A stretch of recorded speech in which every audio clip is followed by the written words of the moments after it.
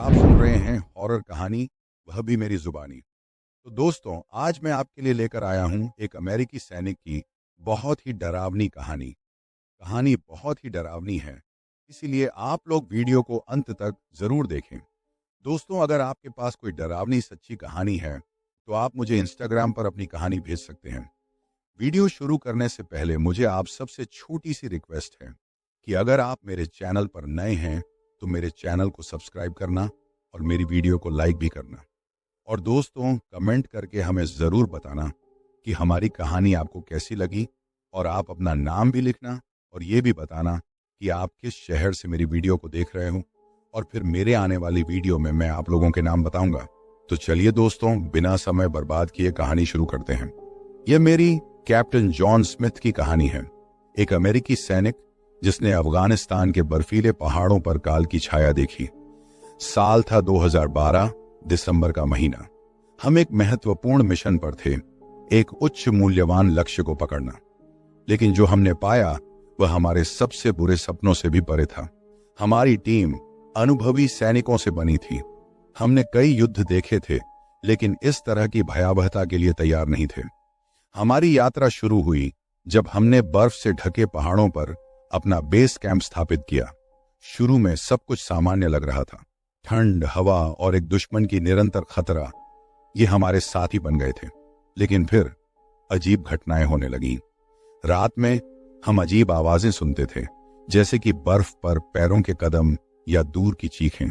शुरू में हमने इसे तनाव और थकान के लिए जिम्मा दिया, लेकिन जब हमारे साथी कॉर्पोरल जैक्सन गायब हो गए तो हमें एहसास हुआ कि कुछ और ही चल रहा है। उनकी गायब होने की रात एक भयंकर बर्फानी तूफान आया था। अगली सुबह जब तूफान थमा तो जैक्सन का कोई पता नहीं था। बस उनके जूते के निशान थे जो कहीं बर्फ में खत्म हो गए थे। ये मानो वह हवा में उड़ गए हों। हमने खोज शुरू की, लेकिन कुछ नहीं मिला। जैसे जैसे दिन बीतते गए, डर हमारे दिलों में बढ़ता गया। रातें अब नर्क बन गई थीं। हमने देखा कि बर्फ में अजीब पैटर्न बन रहे हैं, मानो कोई विशालकाय जानवर रेंग रहा हो। और फिर चीखें शुरू हुईं। मानव नहीं, लेकिन कुछ और ही। एक रात कुछ और ही हुआ। तंबू के अंदर हमने एक काली छाया देखी। ये धीरे धीरे हमारे पास आ रही थी। हमने गोली चलाई, लेकिन गोली उससे होकर निकल गई। वह चीख उठा, एक ऐसी चीख जो हमारी रूह तक कंपा देती थी। अगले पल तंबू फट गया और हमने देखा कि बाहर कुछ है। ये एक मानव के आकार का था, लेकिन पूरी तरह से काला। इसकी आंखें चमक रही थीं और इसके मुंह से एक अजीब पदार्थ निकल रहा था। हम भागे, लेकिन वह हमारे पीछे था। हमने जितनी तेजी से दौड़ा, वह उतनी ही तेजी से हमारे पास आ रहा था। अंत में हम एक बर्फ की गुफा में छिप गए, लेकिन वह भी हमारे पीछे आ गया। अंदर से हमने देखा कि वह कैसे गुफा की दीवारों को तोड़ रहा था।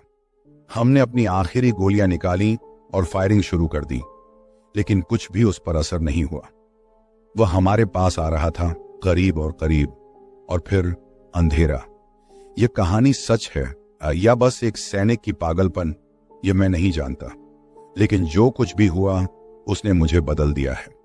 मैं अब वही नहीं रहा जो मैं पहले था। रातें मेरे लिए अब भी वैसे ही हैं जैसे उस बर्फीले पहाड़ पर, और कभी कभी मुझे लगता है कि मैं उसे देख सकता हूं, काले साए की तरह, मेरे कमरे के कोने में खड़ा। जब हमने आखिरी गोलियां दागी तो कुछ पल के लिए सन्नाटा छा गया।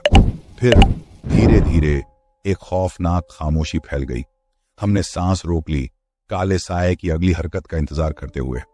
अचानक बर्फ से एक चीख निकली। ये एक मानवीय चीख थी, लेकिन इतनी भयानक कि हमारी रूह कांप उठी। ये मेरी ही चीख थी। मेरा हाथ किसी तरह बंदूक की रेंज में आ गया था और गोली मेरे पैर में लगी थी। दर्द से चिल्लाते हुए मैं जमीन पर गिर गया। उसी पल काला साया मुझ पर झपट्टा मारा। मैंने अपनी आंखें बंद कर लीं, मौत का इंतजार करते हुए, लेकिन कुछ नहीं हुआ। कुछ सेकंड बाद मैंने साहस जुटाकर आंखें खोली। काला साया गायब था। बस मेरा खून जमीन पर बह रहा था और बर्फ धीरे धीरे लाल हो रही थी।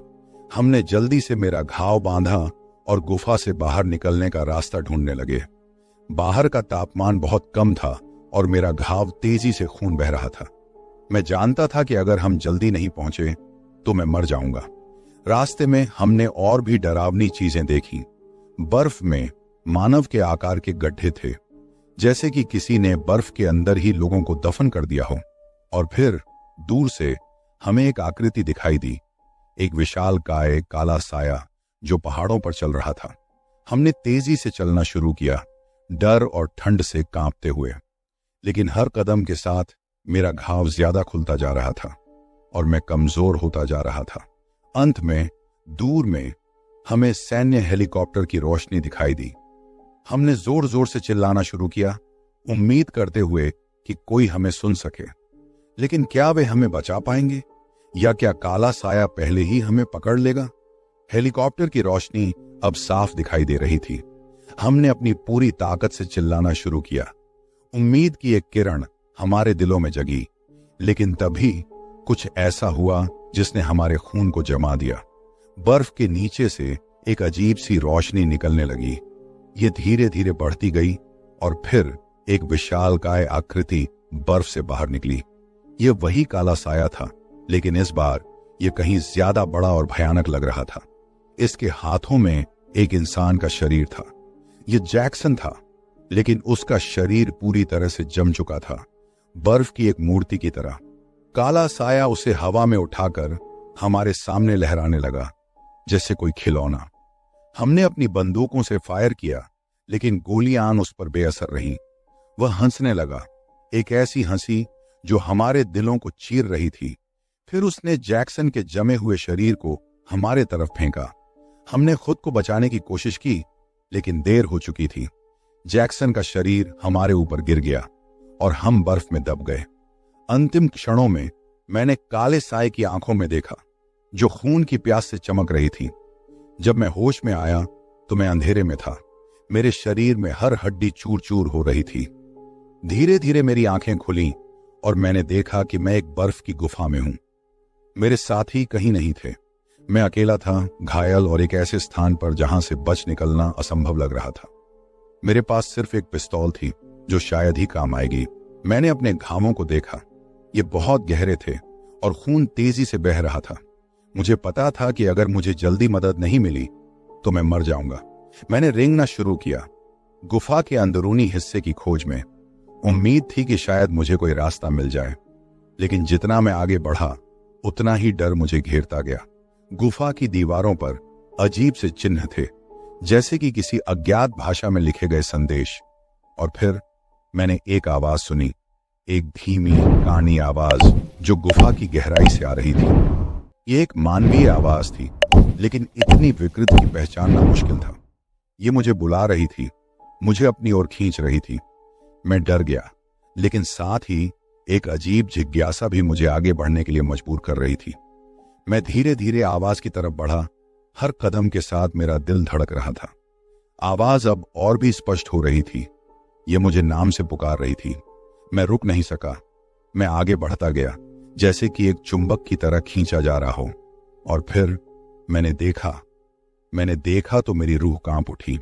गुफा के सबसे गहरे कोने में एक विशालकाय आकृति बैठी थी। यह एक इंसान जैसा था, लेकिन उससे कहीं ज्यादा बड़ा और विकृत। इसकी त्वचा सफेद थी, लगभग पारदर्शी, और इसके शरीर से एक नीली रोशनी निकल रही थी।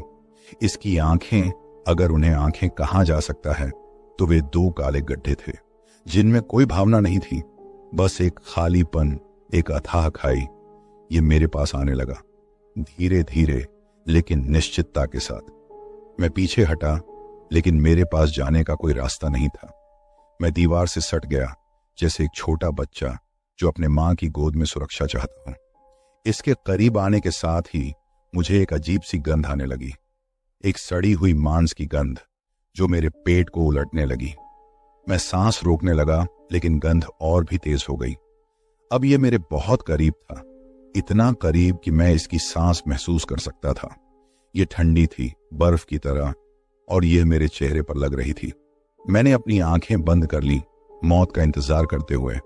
लेकिन जब मैंने फिर से आंखें खोली तो वह गायब था। गुफा में सिर्फ मैं अकेला था, घायल और डरा हुआ। लेकिन मुझे पता था कि यह खत्म नहीं हुआ है, यह सिर्फ शुरुआत है। अंधेरे में बैठे बैठे मेरा दिमाग घूमने लगा। मुझे याद आया कि मैंने कुछ सुना था, एक किंवदंती इस इलाके के बारे में। कहा जाता था कि यहाँ एक प्राणी रहता है, एक राक्षस जो बर्फ के नीचे सोता है। लेकिन जब कोई जीवित प्राणी इसके करीब आता है तो यह जाग जाता है, और तब तो बस खौफ ही होता है। क्या वह राक्षस ही था जिसे मैंने देखा था? क्या वह मुझे ढूंढ रहा था? सवालों का कोई अंत नहीं था, और हर सवाल के साथ मेरा डर बढ़ता जा रहा था। मैंने अपने घावों को देखा। खून अब थोड़ा धीरे धीरे बह रहा था, लेकिन दर्द कम नहीं हुआ था। मुझे पता था कि अगर मैं जल्दी से जल्दी बाहर नहीं निकला तो मैं यहीं मर जाऊंगा। मैंने हिम्मत जुटाई और खड़ा होने की कोशिश की। मेरे पैरों में ताकत नहीं थी, लेकिन मैंने कोशिश की। धीरे धीरे मैं खड़ा हो गया और फिर संतुलन खोकर गिर गया। मैंने फिर से कोशिश की और इस बार मैं खड़ा रहा। मैं धीरे धीरे आगे बढ़ा, गुफा के बाहर निकलने का रास्ता ढूंढते हुए। हर कदम के साथ मेरा दिल धड़क रहा था और मुझे लग रहा था कि कोई मेरा पीछा कर रहा है। अचानक मुझे लगा कि कोई मुझे खींच रहा है। मैंने पीछे मुड़ा, लेकिन कुछ नहीं देखा। फिर से मुझे खींचा गया और इस बार मैं गिर गया। जब मैं उठा तो मैं एक अलग जगह पर था। ये एक बड़ी गुफा थी और इसके बीच में एक विशालकाय बर्फ का स्तंभ था, और उस स्तंभ के ऊपर कुछ चमक रहा था। मैं धीरे धीरे उस चमक की तरफ बढ़ा। जैसे जैसे मैं करीब जाता गया, चमक तेज होती गई, और फिर मैंने देखा वह चमक एक हीरे की तरह चमक रही थी, लेकिन उसमें कुछ अजीब था। यह जीवंत थी, जैसे कि सांस ले रही हो। मैं धीरे धीरे करीब गया, सावधानी से। हर कदम पर डर का साया मेरे साथ था। जब मैं काफी करीब पहुंच गया तो मैंने देखा कि वह चमक एक बर्फ के बने हुए दिल से आ रही थी। यह दिल इतना साफ और पारदर्शी था कि मैं इसके अंदर देख सकता था, और जो मैंने देखा उसने मेरी रूह कंपा दी। दिल के अंदर एक छोटा सा बच्चा था, एक लड़का, शायद 4 या 5 साल का। वह मुस्कुरा रहा था, लेकिन उसकी आंखों में एक अथाह गहराई थी। वह मुझे देख रहा था और मुझे ऐसा लगा जैसे वह मुझे पहचानता है। तभी दिल से एक आवाज आई, एक बच्चे की ही आवाज, लेकिन बहुत पुरानी लगने वाली। आवाज ने कहा, मुझे आजाद करो। मेरे मन में एक डर सा पैदा हो गया। मैं जानता था कि मुझे यहां से जाना चाहिए, लेकिन मेरी पैर जैसे जमीन से चिपक गए थे। मैं उस बच्चे की आंखों में देखता रहा और मेरा मन 2 भागों में बंट गया था। एक तरफ डर था और दूसरी तरफ एक अजीब सी दया। तभी दिल से एक और आवाज आई, लेकिन इस बार यह एक औरत की आवाज थी। ये बहुत ही पीड़ादायक थी, जैसे कि किसी को बहुत जोर से चीख मारने की आवाज हो। और फिर सब कुछ बदल गया। बर्फ का दिल कांपने लगा और उससे एक काली धुंध निकलने लगी। धुंध तेजी से फैल रही थी और मैं उसमें समाता जा रहा था। आखिरी चीज जो मैंने देखी वह थी बच्चे की मुस्कुराहट, जो अब एक खौफनाक मुस्कुराहट बन गई थी। जब मैं होश में आया तो मैं एक बर्फीली सतह पर पड़ा था। आसपास कुछ नहीं था, सिर्फ बर्फ और सन्नाटा। मेरा शरीर दर्द से तड़प रहा था, जैसे हर हड्डी टूट गई हो। धीरे धीरे मैंने अपने आसपास देखा। मैं एक विशालकाय बर्फ के मैदान पर था और दूर दूर तक सिर्फ बर्फ ही बर्फ दिखाई दे रही थी। मुझे याद आया, वह बर्फ का दिल, वह बच्चा और वह काली धुंध। क्या मैं उससे बच गया था, या यह सब सिर्फ एक भ्रम था? मुझे कुछ समझ नहीं आ रहा था। मैंने खड़े होने की कोशिश की, लेकिन मेरे शरीर में कोई ताकत नहीं थी। मैं जमीन पर ही रेंगने लगा। बर्फ के ठंडे स्पर्श से मेरा शरीर कांप रहा था। मुझे कुछ भी दिखाई नहीं दे रहा था, सिर्फ बर्फ का सफेदपन। तभी मुझे कुछ सुनाई दिया, एक धीमी सी आवाज, जैसे किसी के पैरों के कदम की। मैं डर गया और मेरे दिल की धड़कन बढ़ गई। मैंने अपने आप को बर्फ में दबा लिया, उम्मीद करते हुए कि वह मुझे नहीं देख पाएगा। आवाज धीरे धीरे करीब आ रही थी और अब मैं साफ सुन सकता था कि यह 1 से ज्यादा लोगों के कदम हैं। मैं डर के मारे कांप रहा था, लेकिन मुझे कुछ करना था। मैंने अपने पास पड़ी हुई बर्फ उठाई और उससे एक गड्ढा खोदना शुरू कर दिया। मैं जल्दी से गड्ढे में घुस गया और खुद को बर्फ से ढक लिया। मेरा सांस लेना मुश्किल हो रहा था, लेकिन मैं जानता था कि अगर मैं बाहर रहा तो मैं मर जाऊंगा। बाहर से आवाजें और भी करीब आ रही थी। मुझे लगा कि वे मेरे ऊपर से गुजर गए हैं, लेकिन फिर मुझे कुछ और सुनाई दिया, एक धातु की खड़खड़ाहट की आवाज। मैंने अपनी सांस रोक ली। डर से पागल हो रहा था। मुझे नहीं पता था कि वे कौन हैं और वे मुझसे क्या चाहते हैं, लेकिन एक बात तो तय थी, वे मुझे नहीं छोड़ेंगे। और फिर सन्नाटा टूटने के साथ ही एक चीख सुनाई दी। एक ऐसी चीख जो बर्फ की सफेदी पर खून की तरह लाल दिखाई देती थी। ये मेरी ही चीख थी। बर्फ के नीचे से कुछ बड़ा, कुछ भयानक मुझे खींच रहा था। मैंने अपनी पूरी ताकत से खींचा, लेकिन बेकार था। वह शक्ति जो मुझे खींच रही थी बहुत ज्यादा ताकतवर थी। मैं धीरे धीरे बर्फ के अंदर खींचा जा रहा था और मेरी आंखों के सामने अंधेरा छा रहा था। अंतिम क्षणों में मुझे कुछ दिखाई दिया। बर्फ के नीचे से एक चमक, एक नीली चमक। ये वही चमक थी जो मैंने बर्फ के दिल में देखी थी। और फिर सब कुछ खत्म हो गया। कहानी समाप्त। यह कहानी एक सैनिक की यात्रा थी, एक यात्रा जो जीवन और मौत के बीच की रेखा पर चली। यह एक यात्रा थी जिसमें उसने नर्क देखा, स्वर्ग देखा और अंत में एक अज्ञात दुनिया में खो गया। यह कहानी एक चेतावनी भी है, एक चेतावनी उन लोगों के लिए जो बर्फ से ढके पहाड़ों की ओर जाते हैं।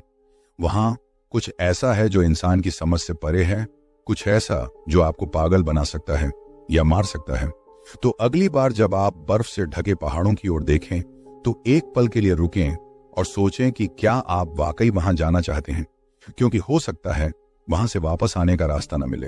अंधेरा घना था, इतना घना कि मेरी सांसें भी उसमें खो जाती थीं। हम अफगानिस्तान के पहाड़ों में थे, एक ऐसे इलाके में जहां शैतान भी कदम रखने से डरता था। मैं जेकब थॉम्पसन, एक अमेरिकी सैनिक था जिसे अपने देश के लिए लड़ने की कसम खाई थी, लेकिन अब इस अंधेरे में मुझे लग रहा था कि मैंने गलती की है। हमारी पेट्रोलिंग पार्टी में 10 जवान थे। एक एक कर हमारी संख्या घटती जा रही थी। पहले जॉन था, उसका सिर एक स्नाइपर की गोली ने चीर दिया था। फिर एमिली एक लावा के धमाके में उड़ गई थी। अब बस मैं और मेरे 3 साथी बचे थे। एक रात कुछ अजीब हुआ। हमारी चौकी पर हमला नहीं हुआ, बल्कि एक सन्नाटा छा गया। ऐसा सन्नाटा जैसे मौत ने अपने पंख फैला लिए हों। तभी मुझे कुछ दिखाई दिया। अंधेरे से एक आकृति उभरी, एक सिलहूट जो धीरे धीरे हमारे पास आ रहा था। वह इंसान नहीं था, कम से कम जो इंसान मैं जानता था वैसा नहीं। उसकी आंखें जलती हुई कोयले की तरह थीं और शरीर पर कोई कपड़े नहीं थे। उसके हाथों में कुछ चमक रहा था, एक धातु की चमक। हमने फायर किया, लेकिन गोलियां उस पर बेअसर रहीं। वह हंसने लगा, एक ऐसी हंसी जो मेरी रूह तक कंपा देती थी। फिर उसने हाथ हिलाया और मेरे साथी एक एक कर गायब हो गए, जैसे धुएं की तरह उड़ गए। अब मैं अकेला था उस राक्षस के सामने। मेरा हथियार बेकार था, मेरा हौसला टूट रहा था। लेकिन फिर मुझे अपने देश, अपने परिवार की याद आई। मैंने बंदूक को नीचे रखा और अपने दिल में हिम्मत जगाई। मैंने उस राक्षस की आंखों में देखा और कहा, तुम मुझे नहीं जीत सकते। मैं एक सिपाही हूं और सिपाही कभी नहीं हारते।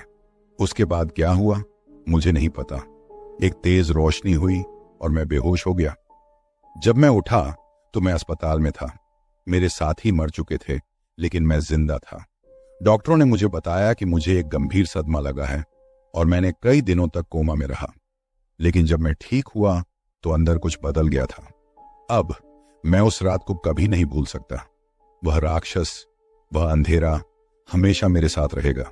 और हर रात जब मैं सोता हूं तो मुझे लगता है कि वह वापस आ रहा है, मेरे सपनों में, मेरे दिल में। मैं डरता हूं, लेकिन मैं लड़ने के लिए भी तैयार हूं, क्योंकि मैं एक सिपाही हूं और सिपाही कभी नहीं हारते। कहानी जारी रहेगी। अस्पताल से निकलने के बाद मैं बदल गया था। वही जेकब नहीं रहा जो अफगानिस्तान गया था। अब मेरी आंखों में एक डर था, एक ऐसा डर जो रात के अंधेरे में और भी गहरा हो जाता था। मैं सपने देखता था, खौफनाक सपने, जहां वह राक्षस मुझे फिर से घेर लेता था। उसके खौफनाक चेहरे, उसकी जलती हुई आंखें मुझे नींद से जगा देती थी। मैंने डॉक्टरों से मदद मांगी, लेकिन उन्हें समझ नहीं आया। उन्होंने मुझे नींद की गोलियां दी, लेकिन वो काम नहीं करती थी। रात आते ही वह वापस आ जाता था मेरे सपनों में। कभी कभी तो मुझे लगता था कि मैं उसे महसूस कर सकता हूं, मेरे कमरे में, मेरे बिस्तर के पास। एक रात कुछ और हुआ। मैं सो रहा था, तभी मुझे लगा जैसे कोई मेरा हाथ पकड़ रहा है। मैं उठा, लेकिन कमरा अंधेरा था। फिर मैंने एक सांस सुनी, एक ऐसी सांस जो इंसान की नहीं थी। मेरी धड़कन बढ़ गई। मैं डर गया था, लेकिन इस बार मैं डरने नहीं वाला था। मैं उठा और कमरे की लाइट जला दी। कमरा खाली था, लेकिन मुझे पता था वह वहां था, कहीं अंधेरे में छिपा हुआ। उस रात के बाद से मेरा डर और बढ़ गया। अब मैं दिन में भी डरने लगा। मुझे लगता था कि वह मुझे हर जगह देख रहा है। मैं लोगों से बात करना बंद कर दिया, खुद को कमरे में बंद कर लिया। एक दिन अखबार में एक खबर पढ़ी, अफगानिस्तान में फिर से कुछ हुआ था। कुछ सैनिक लापता हो गए थे। मेरा दिल धड़कने लगा। क्या वो वापस आ रहा था? क्या वो और लोगों को अपने साथ ले जा रहा था? मैंने फैसला किया, मुझे वापस जाना होगा। उस राक्षस का सामना करना होगा, चाहे वो मुझे मार डाले, लेकिन मैं उसे जाने नहीं दूंगा। मैं अकेला नहीं लड़ूंगा, मैं अपने साथियों को बचाऊंगा। अब मैं तैयार हो रहा हूं, एक बार फिर अंधेरे का सामना करने के लिए। इस बार मैं हार नहीं मानूंगा। मैं लड़ूंगा, जी जान से लड़ूंगा, क्योंकि मैं एक सिपाही हूं और सिपाही कभी नहीं हारते। अफगानिस्तान की उड़ान कठिन थी। हवा में हिंसा की सांसें दबी हुई थीं। हर पल मौत की छाया मेरे साथ थी, लेकिन मैं डरा नहीं था। मेरे अंदर एक जंग छिड़ी थी, एक जंग जीने और मरने की, डरने और लड़ने की। जब मैं अफगानिस्तान की धरती पर उतरा तो मुझे एक अलग ही दुनिया दिखाई दी। वीरान पहाड़, सूरज की तपिश और एक खामोशी जो चीख चीख कर कह रही थी कि यहां कुछ सही नहीं है। मेरी यूनिट एक छोटी सी टीम थी, जिसमें कुछ नए चेहरे भी थे, लेकिन उनके चेहरों पर भी वही डर था जो मेरे अंदर था। हमने अपने मिशन की शुरुआत की। दिन बीतने लगे और मेरे साथ वो राक्षस फिर से आने लगा। रातें अब और भी खौफनाक हो गई थीं। मुझे लगता था कि वो मेरे पीछे है, हर कदम पर। एक बार मैं अकेले गश्त पर था। अचानक मुझे कुछ दिखाई दिया। अंधेरे में दो आंखें चमक रही थीं। वो वही आंखें थीं जो मेरे सपनों में आती थीं। मैंने गोली चलाई, लेकिन कुछ नहीं हुआ। वो आकृति मेरे पास आती रही। मेरा दिल धड़क रहा था, लेकिन मैंने हिम्मत नहीं हारी। मैंने अपनी बंदूक को मजबूती से पकड़ा और उस आकृति का सामना करने के लिए तैयार हो गया। तभी कुछ हुआ जो मैंने कभी नहीं सोचा था। वो आकृति मेरे सामने आकर रुक गई और फिर उसने बोला, हिंदी में। उसने कहा, तुम मुझे नहीं मार सकते, मैं तुम्हारे अंदर हूं। मैं स्तब्ध रह गया। क्या ये सच था? क्या वो मेरे अंदर था? क्या मैं पागल हो रहा था? उस रात के बाद से मेरा विश्वास टूटने लगा। मुझे नहीं पता था कि मैं किस पर भरोसा करूं, अपने साथियों पर या अपने मन पर। और सबसे बड़ा सवाल, क्या मैं उस राक्षस को कभी हरा पाऊंगा जो मेरे अंदर ही रहता है? वो रात मेरे लिए एक काल बनकर आई। मैं अकेला था, डरा हुआ था, और सबसे बुरी बात, मैं अकेला नहीं था। मेरे अंदर कुछ था, कुछ काला, कुछ बुरा, जो धीरे धीरे मुझे खा रहा था। मैंने अपने साथियों से मदद मांगी, लेकिन उन्हें समझ नहीं आया। वो मुझे पागल समझने लगे। मुझे अकेला छोड़ दिया गया, एक ऐसे युद्ध में जहां दुश्मन मेरे अंदर ही था। मैंने खुद को बंद कर लिया, एक छोटे से कमरे में, खिड़कियां बंद, दरवाजे बंद। मैं अंधेरे से डरता था, लेकिन अब अंधेरा मेरा एकमात्र साथी था। मैं दिन रात उस आवाज को सुनता था जो मेरे दिमाग में गूंजती थी। वो मुझे बताती थी कि मैं खत्म हो रहा हूं। वो मुझे बुला रही थी। एक रात वो आवाज और भी जोर से हुई। मुझे लगा जैसे वो मेरे शरीर को चीरकर बाहर आने की कोशिश कर रही है। मैं चिल्लाया, रोया, लेकिन कुछ नहीं हुआ। वो बढ़ती ही गई। तभी मुझे कुछ याद आया। एक पुरानी किताब जो मेरे दादा की थी, उसमें कुछ ऐसे टोटके थे जिनके बारे में कहा जाता था कि वो बुरी आत्माओं को भगा सकते हैं। मैंने किताब निकाली और उसमें लिखे टोटके करने शुरू किए। रात बीती, लेकिन वो आवाज कम नहीं हुई। मुझे लगा मैं हार रहा हूं, लेकिन मैं हार नहीं मान सकता था। मैं इस राक्षस से लड़ना चाहता था, चाहे इसके लिए मुझे अपनी जान क्यों न देनी पड़े। अगली रात मैं फिर से उन्हीं टोटकों को करने लगा, लेकिन इस बार कुछ अलग हुआ। मेरे मन में एक शांति सी हुई। वो आवाज धीरे धीरे कम होने लगी और फिर एकदम से खत्म हो गई। मैंने जीत लिया था, या कम से कम मुझे ऐसा लगा था। लेकिन क्या ये खत्म हो गया था? क्या वो वापस नहीं आएगा? मुझे नहीं पता था, लेकिन एक बात तय थी, मैं अब पहले जैसा नहीं था।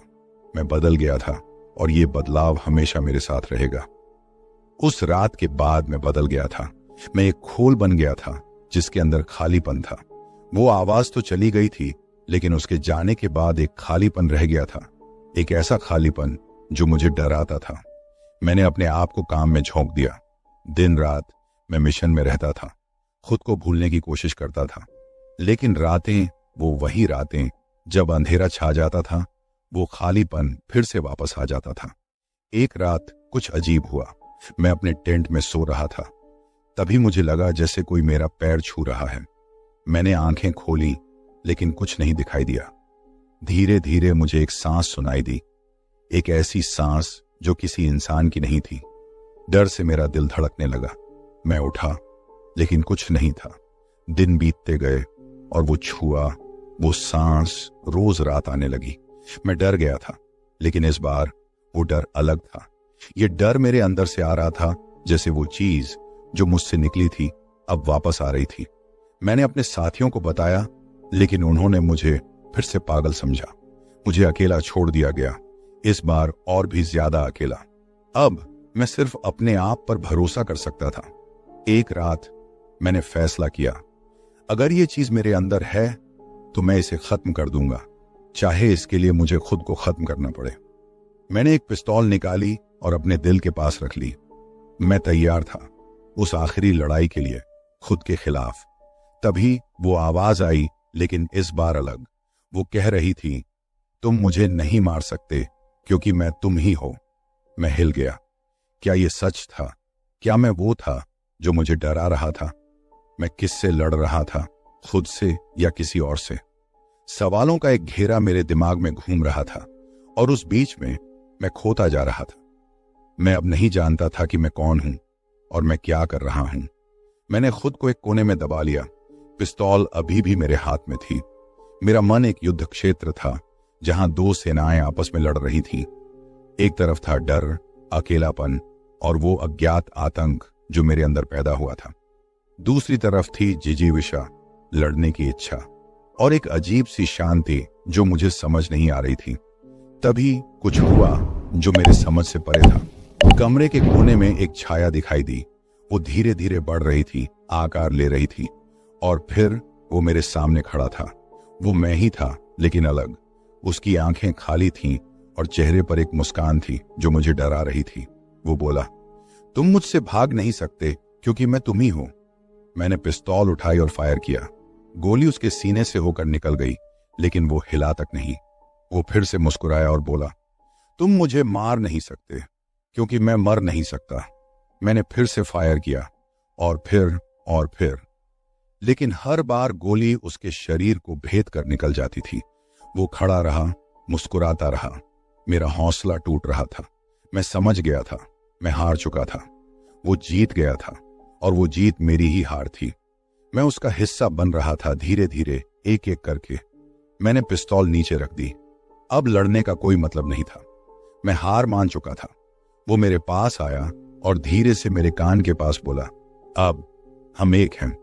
उसके बाद क्या हुआ मुझे याद नहीं। मैं अंधेरे में डूब गया, एक ऐसे अंधेरे से जहां कोई रोशनी नहीं थी, कोई उम्मीद नहीं थी, सिर्फ खालीपन था और वो आवाज जो अब मेरे अंदर से आ रही थी। जब मैं होश में आया तो मैं एक अंधेरे कमरे में था। कोई खिड़की नहीं, कोई दरवाजा नहीं, सिर्फ चार दीवारें। मैं उठने की कोशिश करता हूं, लेकिन मेरे शरीर में ताकत नहीं है। मैं लाचार हूं, बंधा हुआ हूं इस अंधेरे में। धीरे धीरे मेरी आंखें अंधेरे की आदत हो जाती हैं। मैं देख सकता हूं, कम से कम कुछ हद तक। कमरे के कोने में एक आकृति दिखाई देती है। वो वही आकृति है जो मेरे सामने खड़ी थी। वो मुस्कुरा रहा है और उसकी आंखों में एक खालीपन है, एक ऐसा खालीपन जो मुझे डराता है। वो धीरे धीरे मेरे पास आ रहा है। मैं डरता हूं, लेकिन अब मेरे पास भागने का कोई रास्ता नहीं है।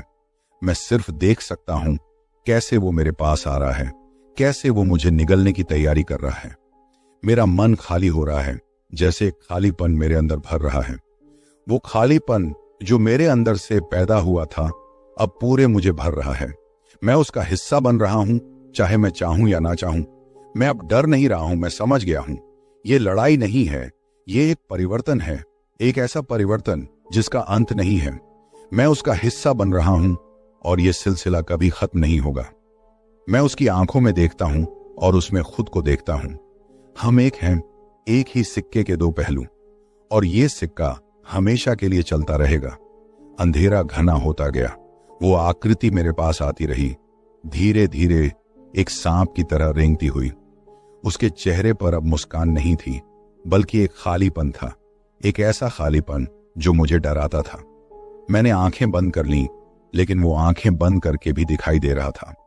वो मेरे अंदर घुस रहा था, मेरे खून में, मेरी रूह में। मैं उससे लड़ना चाहता था, लेकिन मेरे पास कोई ताकत नहीं थी। मैं बस एक खिलौना था, उसके हाथों का एक खिलौना। अचानक एक रोशनी हुई, एक तेज चमकदार रोशनी।